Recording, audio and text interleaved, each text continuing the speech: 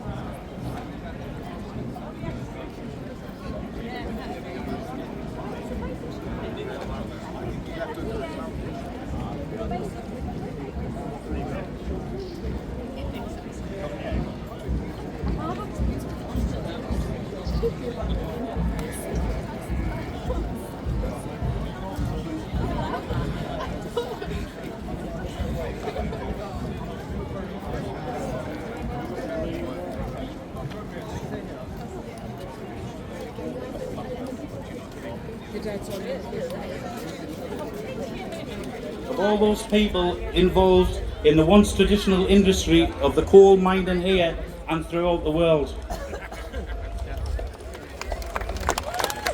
Before I finish, I would like to congratulate and thank all of the organisers of today's event for all of the hard work and show your appreciation for everything that's been done. So well done to everybody on here today as well. I bid you all a heartfelt welcome to Durham, and I hope that you enjoy your day at this, the 139th Durham Miners Gala. I hope the tradition is kept going for many years to come. Woo! Have a safe journey home. Thank you.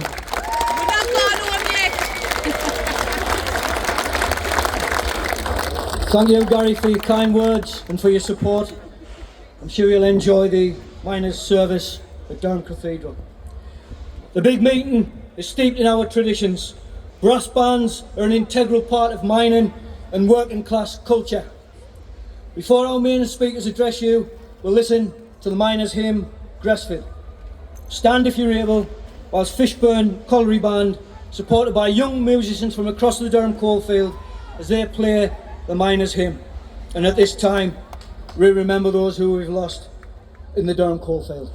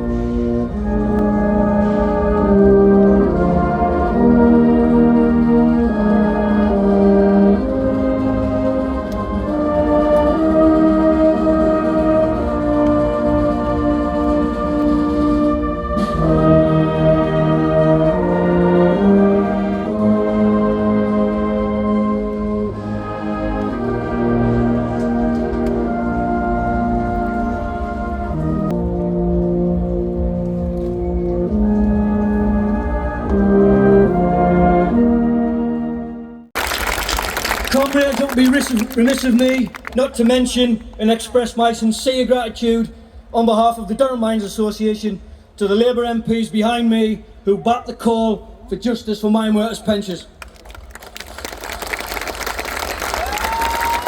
Their influence miners, the victimised miners and the women who were arrested in 84-85 on the picket lines.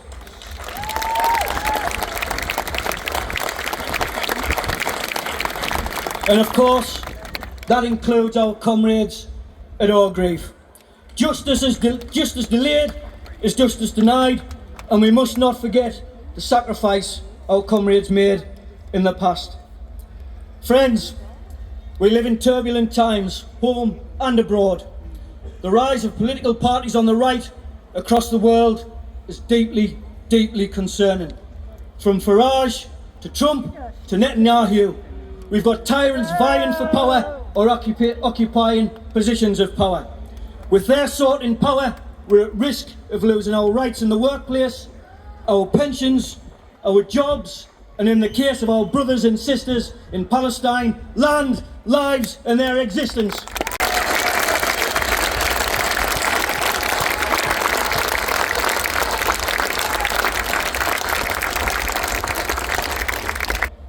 He's not just preserving our past, he's building our future. A voice for justice, a champion of community, and a leader who stands tall when everyone else falls silent. Let's hear it. Let's give him a big, proud County Durham welcome. The voice of the pitman, Alan Margam.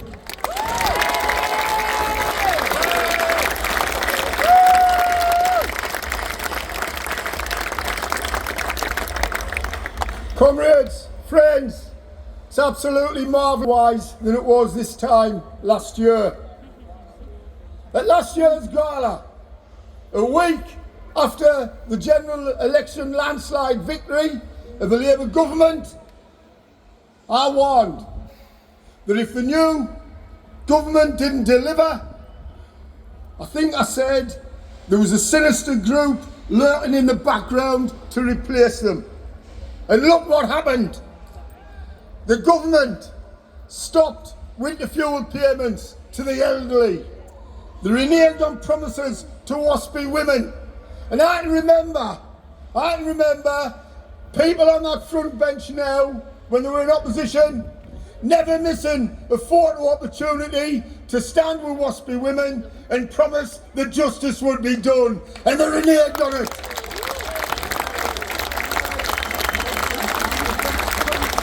They also retained the two-child benefit cap, forcing some kids into poverty and hunger. We've got reports from the Teachers Union that some children in the 6th richest nation in the world are going to school with empty bellies. That's a damn disgrace. That is intolerable.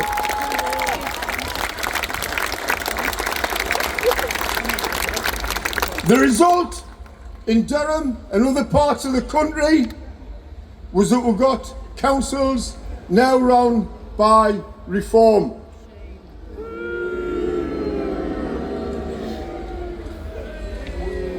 Despite that, Starmer and his advisors, if that's what they are, if Morgan McSweeney was my advisor, he wouldn't have a job for long. The man's an absolute clown. And despite that, Starmer came on the TV and in the press saying, I will not change course. In fact, will accelerate the changes that are necessary. And I'm proud to call the 120, or some of the 128 MPs who rebelled against the injustices, many of whom are on this platform today. I'm proud to call them friends and comrades. I'm proud to have stood with some of them shoulder to shoulder for many years. Some of them on picket lines in 84, 85 and ever since. Thanks for what you did, comrades. You showed what Labour MPs are supposed to do. Traditional Labour voters rightly felt betrayed by the Labour Party. Successive governments, not only Labour, the Labour Party, the Tory Party and everybody else. And they turned to reform. And the DMA issued a statement, a factual statement about why we oppose reform. We even had one in particular crying and saying, why aren't we as elected members invited to the gala? Why would we invite them? They stand against every principle that we stand for. They'll never be invited by the Durham Miners Association. Never!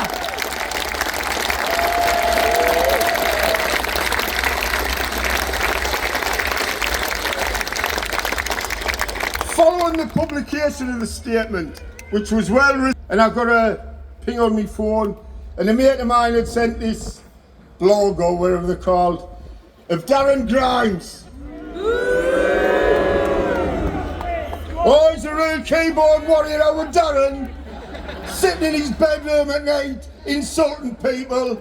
I'll invite from this platform Darren Grimes to come and accuse me of being a cosplay miner. That's it, that was his words, cosplay miner. And he made one of the other stupid remarks. But come and say them to me face, Darren. You know where I am.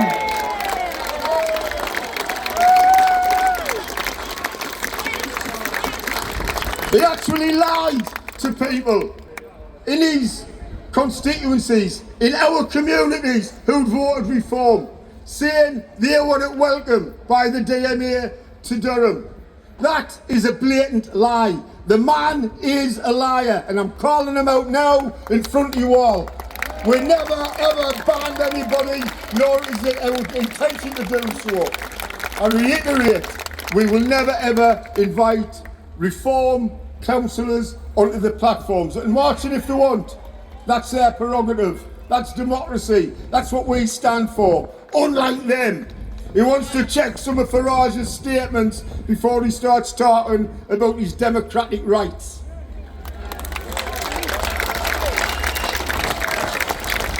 When he called us a cosplayer man, I'd never heard the word before, to be honest. And I had to check me 15-year-old grandson said, well, why don't you look it up on Google? I says, well, can you do that for us? It's easier for you. He asserted that he was hurt by not being invited.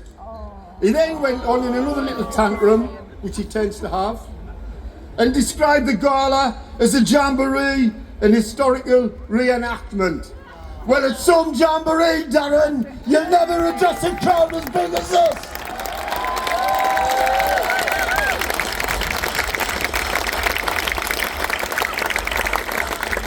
They just don't get it. What the gala means, the historical context of the gala, where we'll look to the past and look forward to the future for a better future. We're trying to emulate what our forefathers did, building decent homes, providing decent jobs, providing trade union rights, providing hospitals, providing leisure facilities.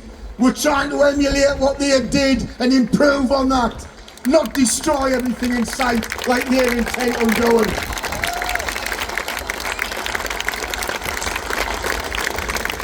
And I've got a word of advice for Darren Grimes.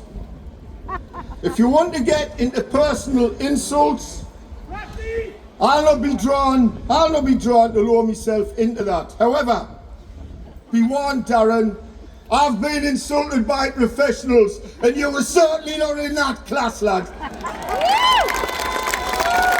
So I did a bit of research on our history, the DMA history of inviting international guests to honour our platforms and our presence. And it turns out that the first international speaker was a man called John O'Connor Power, who was an Irish independence campaigner, and he was a Home Rule MP in County Mayo in Ireland. And he addressed this gala in 1876. So Darren, it's not a new phenomenon, lad.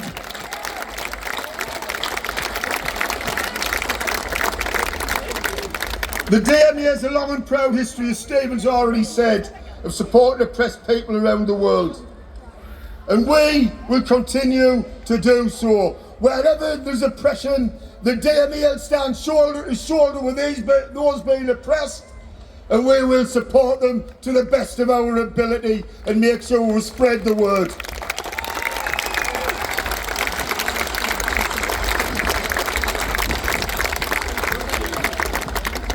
As regards the current political state, we, as a National Union of Mine Workers and as the Durham Miners Association, have some matters which are outstanding. Yes, part of the pension debacle has been solved. The 1.5 billion from the investment fund has been returned to miners, which was very welcome. But with billions of pounds, if any government can find billions of pounds for weapons of mass destruction and annihilation and murder, we can find the money to give people in the sixth richest economy in the world a decent existence, a decent life. I want to end my contribution with a message of support from the DMA to our friends and comrades, our brothers and sisters from the LGBTQ plus community. Reform councillors took down the pride flag from City Hall. The Durham Miners have raised it higher than it's ever been. Solidarity, comrades!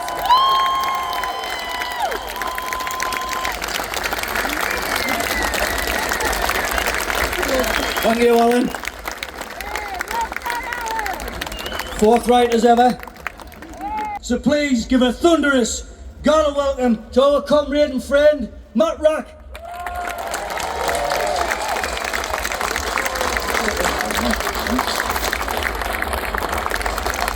Thank you, Stephen. Friends, fellow trade unionists, comrades, well, lesson one is don't mess with Alan Margin. I am delighted to be here once again. It's been, shall we say, an unusual turn of events. In the past few months, I've discovered that certain people in the world don't like me. Damien Green, former Tory minister, has warned teachers about me. Certain anonymous Labour ministers, it seems, don't like me. And I take great pleasure in the fact that Michael Gove doesn't like me. I'm honoured to bring a message today of solidarity from NASUWT, the Teachers' Union, from the classrooms of Britain. Solidarity from teachers standing shoulder to shoulder with key workers, remember that phrase? With every public servant, every community, every family let down by 14 years of austerity. I'm proud to have marched through this wonderful city on this wonderful day of celebration and solidarity. But we don't just march to honour the past. We march because that fight is still ongoing and is still needed. Indeed, that struggle is required now more than ever.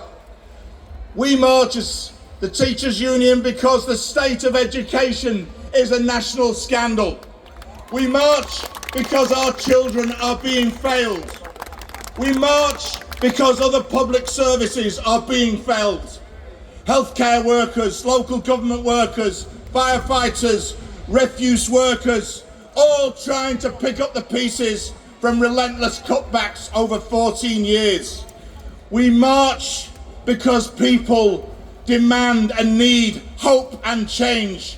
People want homes and jobs and good quality public services. Her participation in the gala highlights the enduring relevance of trade unions across multiple sectors by delivering success in 80% of the disputes of her union. She's General Secretary of my union. Let's give a traditional gala welcome to Sharon Graham, General Secretary of Unite the Union.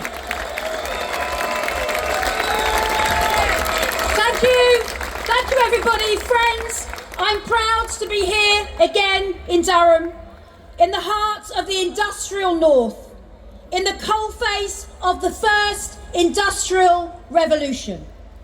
And I bring with me today greetings from over 800 Unite reps who attended the Parliament of our union just last week, Unite's policy conference, where they represented over 1 million workers in Britain. And friends, our union has a proud history of internationalism. And at our conference last week, our union once again declared the total support for the Palestinian people. And friends, let me say today what I've said many times before.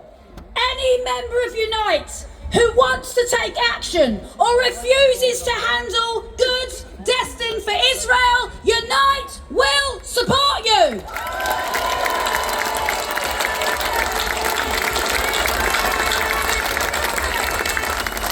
And friends, make no mistake, Labour needs to keep its manifesto promises and recognise the Palestinian state now. What are they waiting for?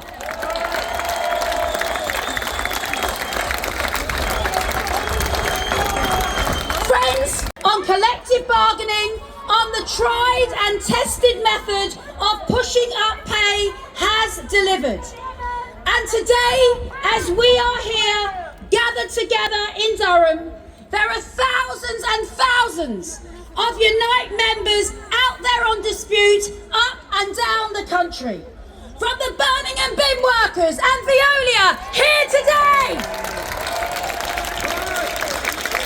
So friends, let's say to striking workers as we sit here, solidarity to you. Friends, striking workers, they are the vanguard of our movement. In so many ways, they define our movement.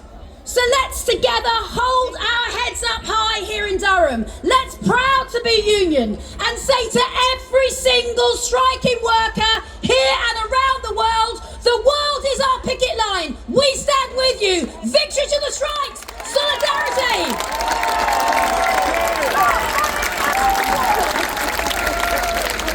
And friends, it's from that very act of resistance. It's from that very act of resistance that trade unions emerge. Action at our point of power. The real place of power for the working class, the workplace. And friends, we have had over 100,000 disputes in our union over the last 3 years, covering over 200,000 Unite members. £55 million paid out by Unite in strike pay. Under my watch, no striking worker will ever be starved back to work.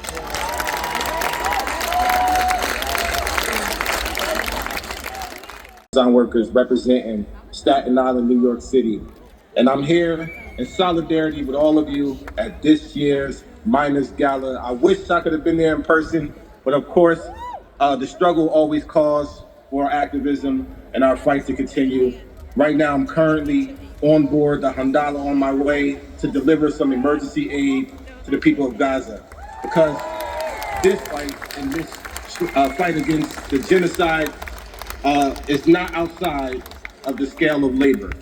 And I stand with the people of Palestine, and I stand with the struggles all around the world, especially with the history of the miners. That right now we have a government and an administration under the Trump administration that is attacking labor in every aspect in our country, dismantling the National Labor Relations Board, attacking workers' rights, deporting migrants, immigrants, people of color, and displacing our communities every single day. So for us as labor leaders, as organizers, as activists, it is our duty and responsibility to be the shield for the working class. So remind ourselves that this fight is a long fight. It's not a marathon. I'm sorry, it's not a sprint. It is a marathon. This is a lifetime fight that we signed up for, and labor right now is leading the forefront of a lot of struggles around the world. So I hope to see you guys out there on the picket line, and I hope to see you guys in the near future at next year's Miners Gala, and I hope to see you guys succeed in every single way as you continue to fight for the working class. We'll be here in solidarity internationally. We stand in solidarity because that's what's going to get the goods, solidarity, and I hope one day that when we look back and reflect on this moment in time, and we say that in the heat of the moment, during all of the oppression that we're seeing, that labor took the fight on, and we succeeded, because when we fight back, we win every time. Love and solidarity.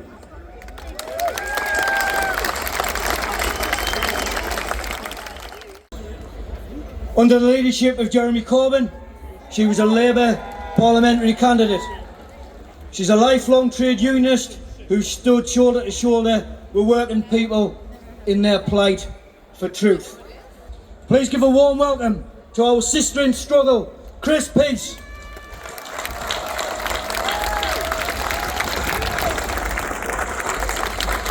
Well, thank you to Durham Miners Association for inviting me to speak here today on behalf of the All Grief Truth and Justice campaign. It's an incredible honour. Today, the streets of this fine city, believe me, you need that solidarity. And so to you, for today and to every other day in this long, long fight for justice, thank you for supporting our campaign. I want you to give a huge cheer now to the many miners and their families here today who have attended this magnificent gala over the years. Give them a cheer. And to those heroes who were on strike in 1984 and 1985. Many of them were at the mass pickets at Orgreave. And of course, to the magnificent women and supporters who were active during that strike. You all continue to inspire us. The whole of that year's strike was a year like no other.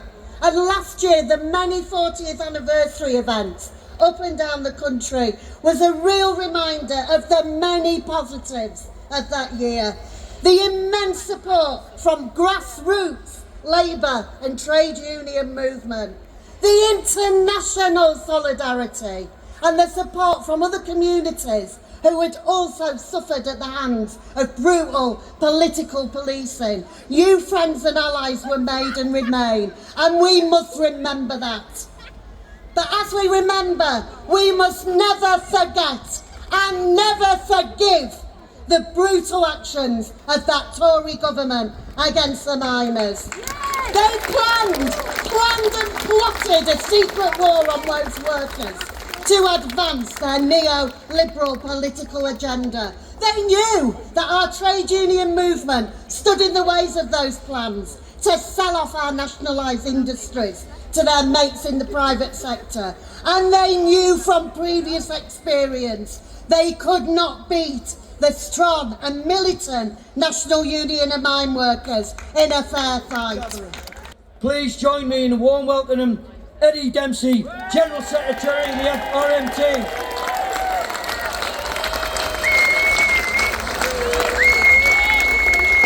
You look absolutely beautiful out there. You're gorgeous, all of you. I've never been as proud to see my union out marching with all of you today. You look absolutely wonderful.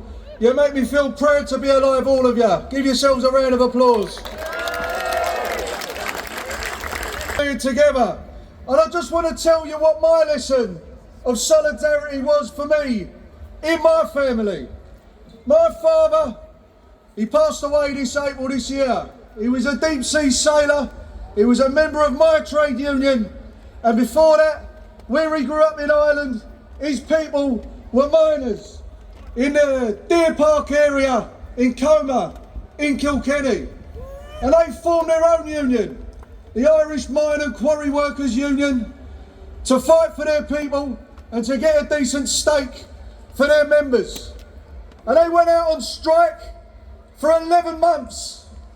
They had no food, they had no income, but it was the miners of the South Wales Miners Federation who kept them going all the way through those 11 months, all those many years ago.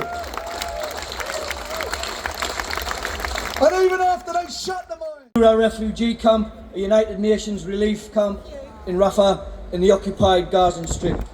He's an academic, an economist and a diplomat. A senior member of Fatah, the main Palestinian political movement, and a strategic advisor to the Palestinian president. He had previously served as a director of Fatah's Commission for Foreign Relations, and in 2017 he was appointed as envoy to the United States, but this tenure was then cut short after the Trump administration decided to close the PLO mission in Washington. Comrades, please join me in welcoming Hussam Zomlot to the 139th. Thank you. What a vibe, what energy. It's infectious in such a beautiful day. Hello Durham. Hello Durham. Miners, unionists, distinguished friends, Maras. My Maras. What an honor, what a great honor to be invited to speak to the Durham Miners Gala. More than 150 years of history, an incredible roster of speakers and activists, voices of courage, spanning generations and movements. And every year, my friends, hundreds of thousands returning to this great city, to this inspiring history in solidarity and purpose.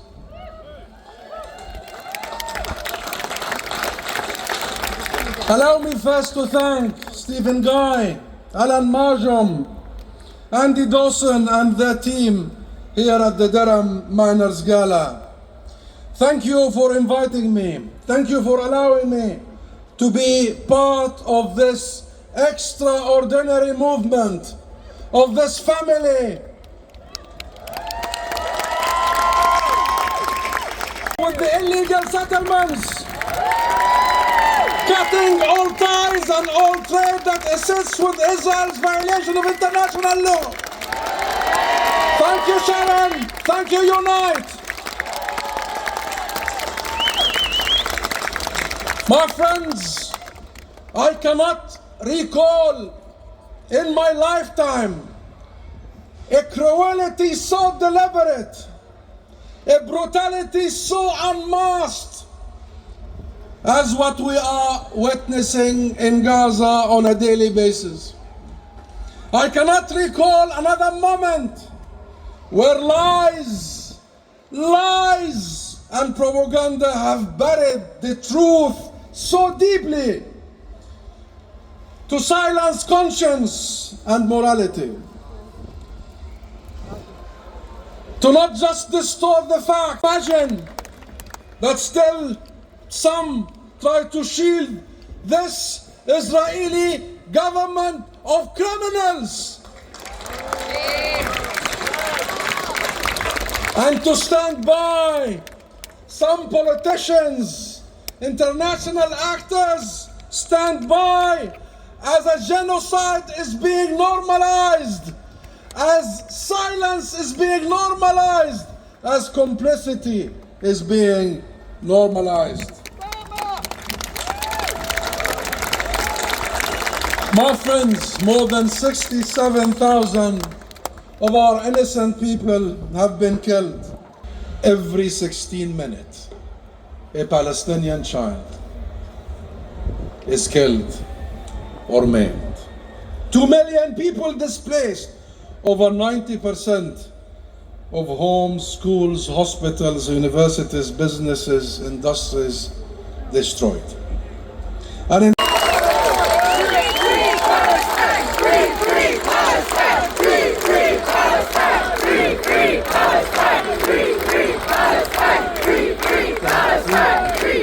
and my friends, I find myself among friends. I find myself here in Durham. I see your passion.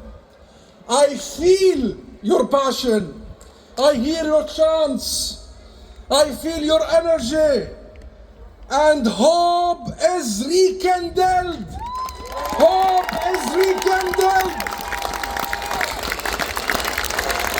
I've marched with you earlier today. I see in your eyes our shared humanity. More importantly, you give hope to those people who are stuck as we speak. The Brenner, implement international law. Implement the UK law.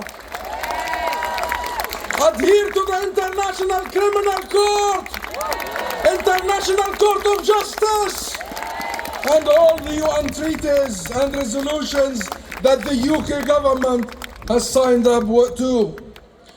What does it say about one's value if one is willing to abandon all our values, all our laws, to protect a state that hold our values in contempt?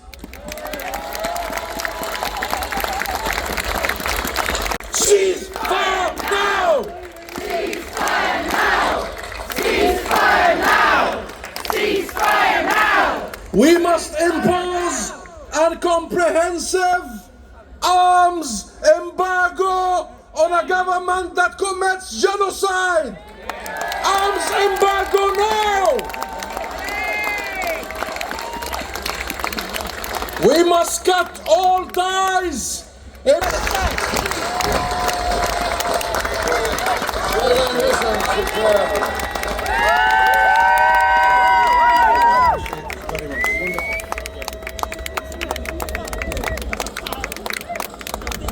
Socialist Campaign Group, former leader of the Labour Party, a tireless voice for the many, not the few.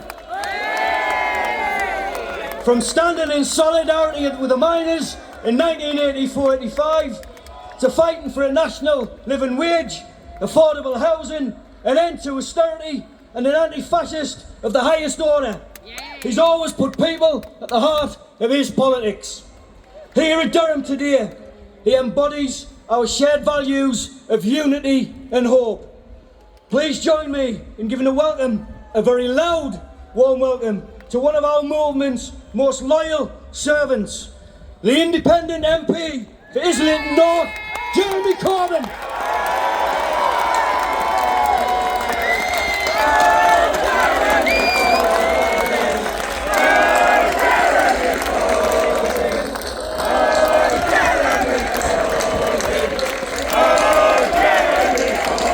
Thank you. Thank you, Steve. Thank you to the Durham Miners Association for the enormous honour of being invited to speak here to the big meeting. It is something that one always remembers and is always proud to be able to do. And I want, in saying that, to say thank you to those that went before, particularly Davy Hopper and Davy Guy, who saved the big meeting and built the Durham Miners Association up so much. And we've seen the way that Red Hills has been developed. The video about hope shows that we've learnt from the victories and the defeats of the past, but we've also learnt that principle: communities coming together in solidarity, stand up for change, make that change, end that poverty, end that disillusionment. That's what the DMA is leading on. Well done to the DMA, and thank you so much for what you do. There are many, many comrades on this platform and in this field today who I've known for many years, and I want to thank them for their help, their friendship and their solidarity. It's the first time I've spoken here since the election of 2019, but I want to just say to three people on this platform who were incredibly great comrades in the shadow cabinet, who were determined to bring about the social justice and change this society needs. So I want to say thank you to Ian Lavery, Andy MacDonald and Dave Anderson for all the work that they did in the shadow cabinet. I'm going to say a bit more about Gaza, Palestine and the rest of the world in a minute, but I just want to say this. Hussam just gave us the most remarkable historic speech here at the racecourse in Durham. A message of defiance and of solidarity.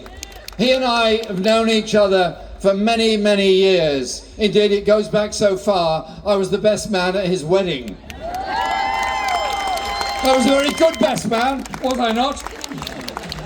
So we know each other very, very well. And I am full of admiration, not just for what he said today and the work that he does.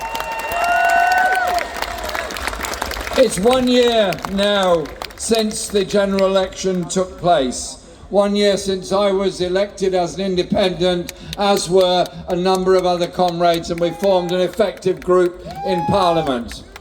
We've had to do that because in the last year there's been not just disappointments, but there's been the most massive missed opportunities. What on earth are we having to do as a movement to defend the principle of personal independence payments for people with special needs and disabilities? The issue should never ever have even come up. And the attempt to take £5 billion out of what's called the welfare budget to hit people on personal independence payments. Are we seriously thinking about taking away support for somebody that is unable to go to the bathroom unaided, unable to cook a meal unaided, unable to lead a normal life unaided? When you take those hard fought for benefits away, who suffers? Obviously the individual concerned. The next people who suffer are their friends and their family, who have to give up work, give up opportunities in order to do what we, the rest of the community, should be ensuring is done for them by public services. And it's nearly always women who have to give up jobs in order to care for people with special needs. So I want a social care system in this country that doesn't throw the cost of social care onto already poor families, instead makes the wealthiest in our society pay for it by higher taxes and a wealth tax. We've also had the appalling decision not to end the two-child benefit cap. If you can cast your minds back to horror stories of the past, Ian Duncan Smith went to Glasgow, observed there was a great deal of poverty in the East End of Glasgow. He may have known that before, but maybe nobody told him. And he then decided the poverty was all caused because people had too many children. And he then said, okay, we'll take the benefits away from large families. So if you've got a two-child family, you get the benefits. If you've got 3, 4 or 5 children, you don't. So his kind of weird, absurd 19th century moralism is an attack on children in our society. Get this straight, Ian Duncan Smith and anyone else. Every child matters. Every child should be treated equally. Every child should be able to get the same support from our system. And so I can't understand why we're maintaining that. It would cost about 1.3, 1.4 billion pounds a year to pay for that. the increase already announced in defence expenditure would pay for 10 years of ending the two-child benefit cap. So can't we just get some sense of humanity to our social policies and direct it all to closing the inequality gap, ending the poverty levels that exist in inner city communities as much as they live in village communities in the northeast and northwest of this country. But it does mean tackling a few other things. Our communities hollowed out by insecure work, by low wages, by lack of investment. Our children growing up without the opportunities they should have.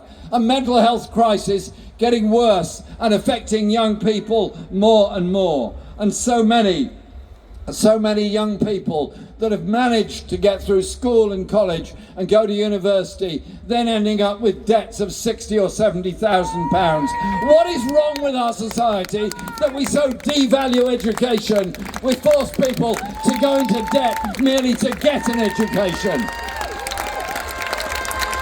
We don't want to be the American model. We want to be the model of the welfare state, which provides for everybody in their hour of need and also ensures that everyone gets opportunity for good quality education throughout all of their life. These things are absolutely essential. But none of the things we achieved were achieved without struggle. The right to healthcare, the rights to education, the rights to social insurance, all those things came through enormous struggle. But they're all under attack. We're having to fight all those battles again. The levels of low wages, despite national minimum wage legislation, and you'll all be aware of this, anyone who works in the public sector, the way in which there are enormous cuts going on within the health service and local government. Sometimes they're not always obvious. Somebody retires, leaves the job, moves on to do something else. The vacancy is not filled. The nurse who works an hour or two extra on the shift just to get ready to hand over the patient to the next nurse. Why? Because there's not enough nurses there. The teachers that are sometimes teaching oversized classes. The numbers of teaching assistants who've lost their jobs because of school cuts and school debts. It's all of those issues that are so important. And then the way in which public sector workers are treated and the way in which the commissioners in Birmingham are deciding they want to cut the wages of the Birmingham bin workers. I agree with what Sharon said, absolutely, and what Unite is doing to fight for the Birmingham bin workers. Because I think we all know that the Birmingham bin workers' victory. But you know what? There are some people in our community who are ignorant, who are short-sighted, who are frankly nasty at many times. And they will go into a community, go onto a picket line, go to people who are desperate and poor and hungry, and somehow or other blame all that on a convenient minority that they can name. In the 1920s and 1930s, it was the Jewish people who were blamed. In the 1940s and 1950s, it was the black community who were blamed. Later on, it becomes Muslim people, it becomes refugees, it becomes homeless people, it becomes migrants. There's always somebody to blame. Why don't those people think for a moment that the loss of services, the inequalities and the poverty that exists in our society are not caused by desperate people fleeing from wars and oppression? They're caused by those that take the resources out of our public services, out of our public sector, the profit grab, which creates so much poverty within our society. I stand with refugees, and I'm proud to say that. I have gone to Calais, and I've met people in Calais. They've been through the most horrendous journeys. Some work for the British Army in Afghanistan. Some come from Iraq, some come from Palestine, some come from Sudan. They come from all sorts of places. shunned, abused, attacked in their desperate search for a place of safety and security. And you know what? They're human beings, just like you, just like me. They're people trying to survive. And in a different time, in a different place, in a different situation, any one of us here on the racecourse today could also be a refugee. So let's cut the rhetoric and bring out the humanity and start supporting people. And start looking at the causes of why people have to seek refuge and seek asylum. I want to live in a society governed by compassion.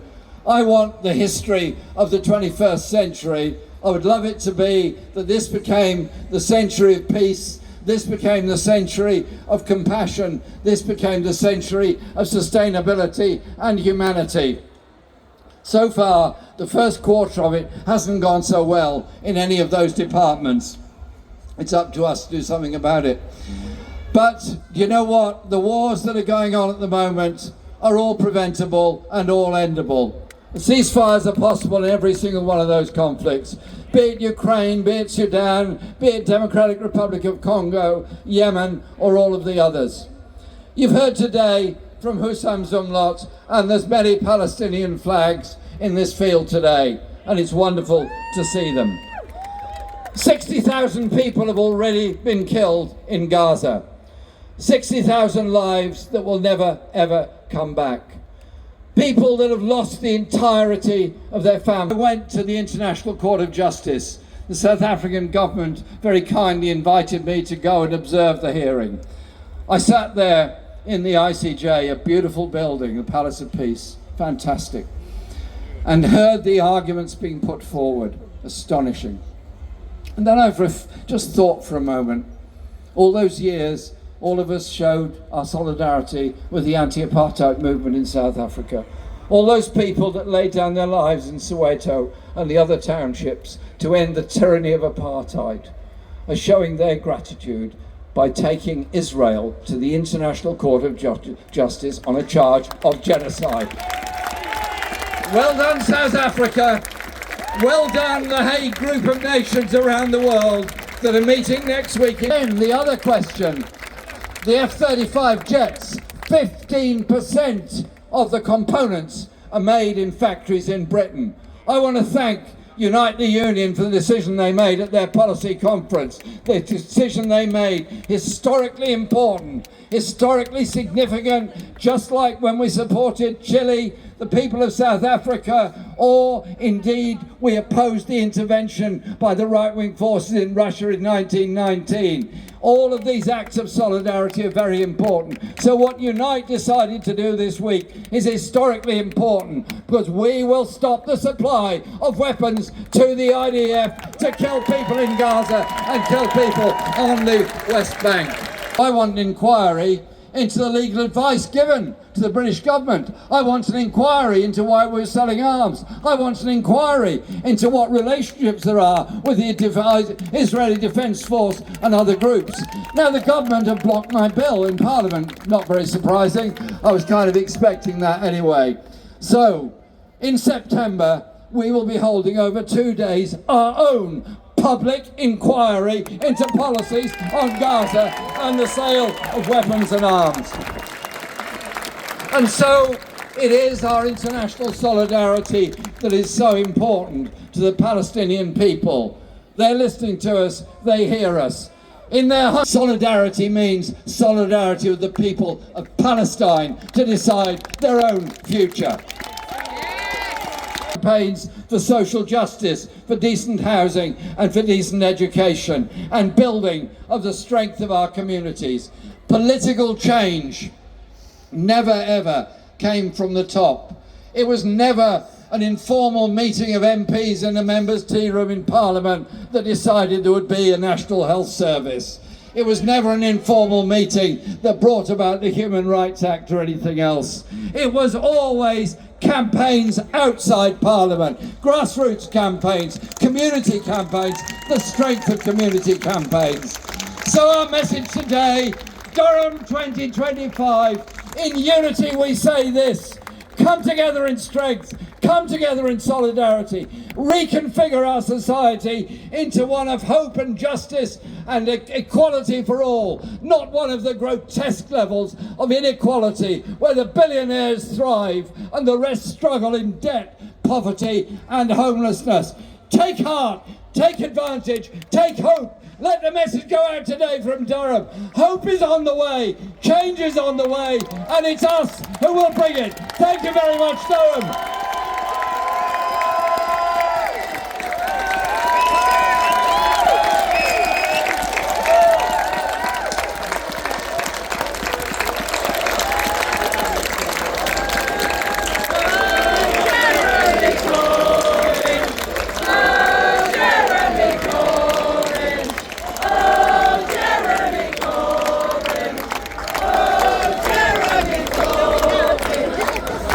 Thank you, Jeremy. Sunshine shines again, and I ask that you exit the field from the various points just to ensure we all get a safe journey home.